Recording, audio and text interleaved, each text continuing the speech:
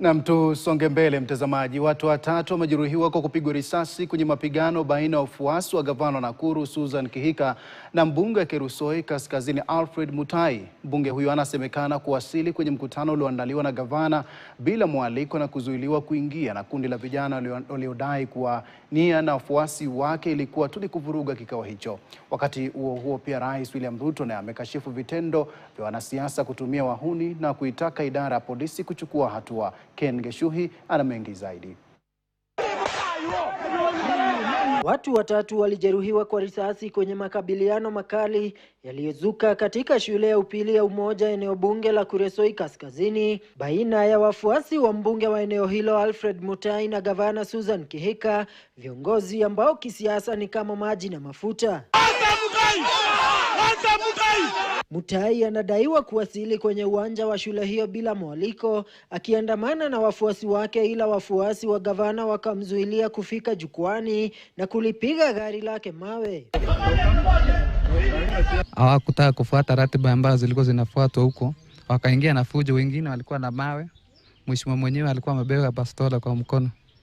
So tulipoongea nao hasa wakakaidi zile maneno tulikuwa tunasema na wakaanza fujo hivyo. Mbunge huyo anasemekana kutoa bastola yake na kufiatua risasi mara kadhaa na kuwajeruhi Job Kiprono, Isaac Cheruyot na Mohamed Ali ambao walifikishwa kwenye hospitali ya Molo kwa matibabu. Sisi tukajaribu kuwasuia, risasi ndio nikapigwa kwa mguu. Mimi nilikuwa nipigwe risasi ya pili, nikapata bahati ilikuwa imeisha.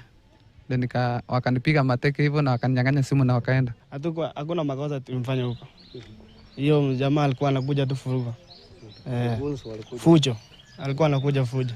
Kufika pale ni Mutai na kunsi wake ambao wamekuja barabara walikuwa na panga, ametaka kuniua. Na sijui shida ni nini. Kundi la vijana liligeukia basi lililokuwa limesafirisha wafuasi wa gavana na kuliteketeza. Na nataka condemn in the strongest sound possible.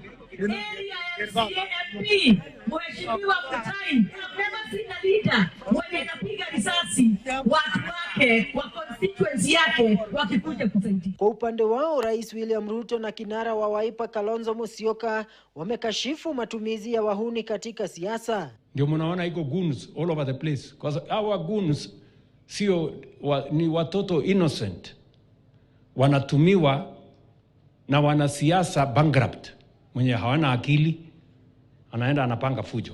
Bwana Murkomen na jeshi yako ya polisi, goons wote wanyoroshwe. Ken Geshuhi, KTN.